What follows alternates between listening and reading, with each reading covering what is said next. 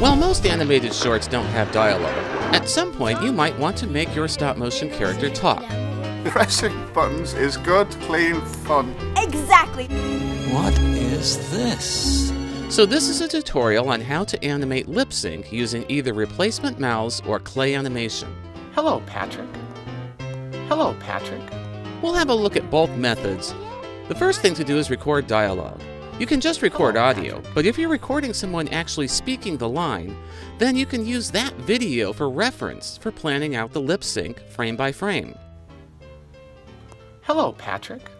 I'm shooting with a DSLR using Dragonframe. Dragonframe has some very helpful features for loading in the audio, reading the tracks frame by frame, where you can note the sounds for each frame, which then show up in the exposure sheet.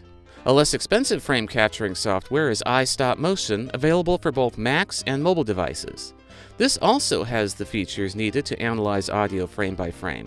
You can load your reference video to match the mouth shapes as you animate. Another option is to read the audio tracks in an editing app and then note the sounds being made on each frame on an exposure sheet. Reading audio is challenging at first, as the sounds sound like a bunch of gobbledygook. But if you can scrub through the audio like this, you can make out different sounds like hisses for S's, hums for M's, and you can certainly work out what frame the talking starts and stops. If you're doing replacement animation, you'll need to create a character with a big flat blank space in the mouth area where you'll place the different mouth shapes. My tutorial on sticker mouths gets into how to make this kind of head. Then sculpt a set of mouths that will cover all the shapes and expressions your character will need. This is a very small set here. You may want to go for more variety, but this is the minimum needed to pronounce everything. For best results, don't make them too exaggerated, so they'll work for a variety of emotions, volumes, and intensities of dialogue.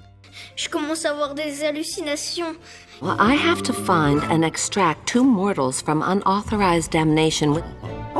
Oh, thanks, Chuck. When you have the mouth shapes worked out, shoot a test with just the mouths. Hello, Patrick. I can sense that some of you are tempted to skip this step, but I urge you to resist this temptation and just do it because it will most likely show you something that you should do differently, and so your final animation will be better as a result. So when someone is talking, it's not just the mouth that moves. The head moves, hitting accents with words, and the brows and lids rise and drop as well. Let's try to get all of that into the performance as we start to animate. For example, it's common for someone to blink when they turn their head, and they anticipate a line of dialogue with a head tilt. When the character begins to speak, swap in the first mouth shape, carefully lining it up with the previous mouth position. Onion skinning can help tremendously with this. Just be sure to change the mouth first before moving the head. You can also flip from frame to frame to see if the mouths line up. Work your way through the line of dialogue, changing the mouth shape no less than every 2 frames. If your character is talking fast, don't go from these dramatic different mouth shapes in ones. It will chatter. When a character talks fast, simplify the movement and cheat the timing, but do it in 2s. When the mouth closes for B's and P's, it's especially important that the mouth is shut for at least 2 frames in order for it to read. Hello, Patrick. Hello, Patrick. So that's replacement animation. How about clay animation? Who are you? An angel. Basically, preparing clay lip sync is faster because you don't have to make all the mouth shapes beforehand. But animating is slower because you are resculpting the mouth during the animation.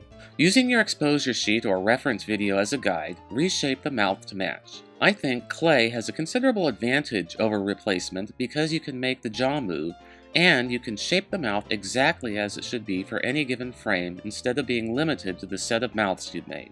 You can also have minor changes to the mouth, creating slow ease in and outs, and subtle movement that you can't get with replacement mouths. But it does take longer, and I know some animators hate clay, so choose the method based on your preference and the look you want to achieve. Hello, Patrick. Happy endings always make me cry.